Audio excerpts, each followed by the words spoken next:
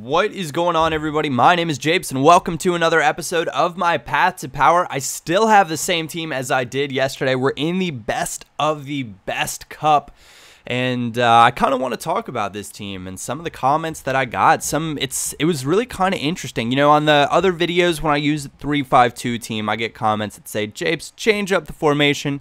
It's getting a little bit boring. And can you use players, or can you use a wider variety of players? Don't use the same pacey strikers over and over and over again. And so I thought, hey, we'll incorporate that into this team, and we'll use somewhat, you know, you can't accuse Isco and Klaas-Jan Huntelaar of being an overpowered strike combo. Isco obviously is a center forward, so he's not a full-out striker. He's default set as a CAM, but as a center forward striker in a 4-4-1-1, that is what I will consider to be my strike combo. And you really can't consider either of those to be overpowered. And I got plenty of comments then on the video yesterday that said, Japes, this is a bad squad. You know, I don't really like your squad, and you know, it's not clever, or come up with something better. It's not even a hybrid. I saw that comment, and I was a bit befuddled. You know, it's 3 different leagues. As far as the hybrid comment goes, it's 3 different leagues. You got the Bundesliga, the Serie A, and the Liga BBVA. 5 players from the BBVA, 3 from Serie A, 3 from the Bundesliga,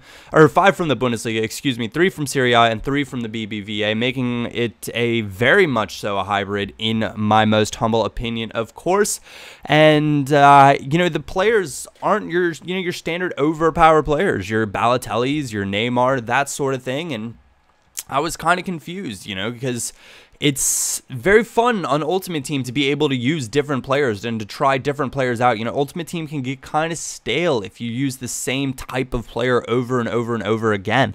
And this team has been very refreshing, very fun, and very rewarding for me to play with. A little bit lucky to keep possession here with Cesc Fabregas, but since he is an absolute monster on this game, at least in the 4-4-1-1 formation he manages to do a nice little bit of step over work and put it away. I got a tweet that said, you know, this team is boring to watch, and you know, that's just, I think that depends what you're looking for. You know, some people want to see montage goals every episode, and those are, you know, hard to come up with all the time. There are formations like the 3-5-2 that, for me at least, cater to that when you have the right kind of personnel.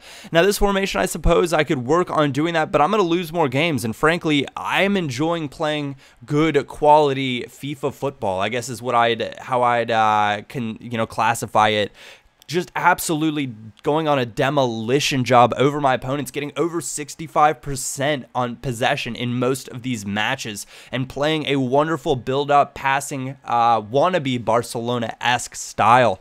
And I'm having fun, and I'm having success doing it. It's essentially, I wanted to show you guys another way to look at FIFA or play FIFA. You don't always have to use the paciest players in Ultimate Team. You're going to have to switch up your play style and play a little bit smarter, but you can get away with doing it and have a very much fun time doing it. Now, that's not to say I didn't think it was necessary to put pace at center backs. For crying out loud, I've got Chiellini and I've got Gambarini, so they're pretty much overpowered center backs in this game, and I wanted to at least have that there because I knew in this formation, because it's 2 center mids and not a CDM, my center backs weren't really going to have much protection, and chances are if I played somebody that's really had 2 pacey strikers and was fast on the counter, I was going to need some center backs to do some work. But there you can see the stats for that match.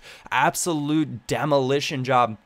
I'm going to head right on into the next match, though, with this team as well. But I'm going to put up a poll on Facebook, and you guys respond to it, please. Let me know which players you would most like to see upgraded or out of this squad. I want to know what players it is, or what players are the ones that you guys don't like. What is it about the squad that may or may not be good? Now, this isn't to say that there wasn't a lot of positive feedback on the episode as well. You know, you can't please everyone, and that's something to, if anything, to take out of this from me.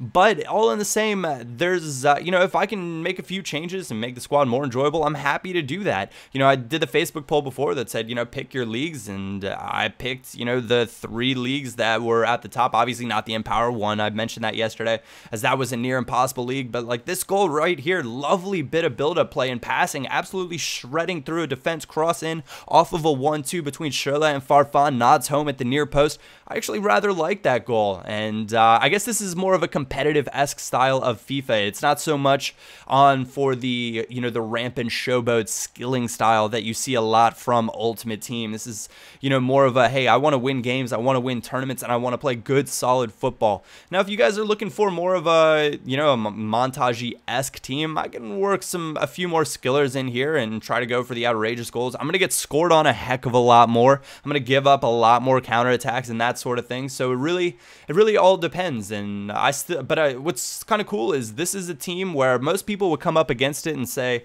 that's really doesn't look like that strong of a side to me. And I would probably say the same thing. You've got Huntelaar and Isco up front. I don't have to worry about counterattacks with this team. But as you can see, we can still get away with a counter. And that's one of those things. When I first played FIFA 13, I thought pace wasn't going to be that important. And I think it comes down to pace's relative importance pending formation.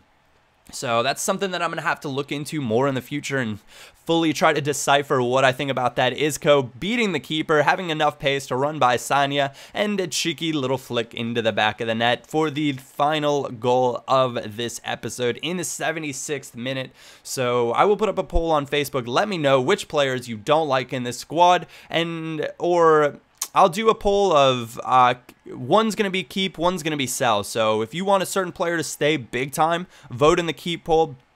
If you want a certain player to be sold big time, vote in the sell poll. You can do both polls if you would like. That'll work out just fine with me. But that'll be on my Facebook page, www.facebook.com/AirJapesFIFA. This guy eventually gives up after I went for a little cheeky chip. Connection has been lost. That is the end of the show. Anyways, guys, thank you all for watching. If you did enjoy it, a like or thumbs up is always greatly appreciated. Your feedback is greatly appreciated as well, so I hope to get that. Thank you guys for watching. My name is Japes, and I will catch you all next time.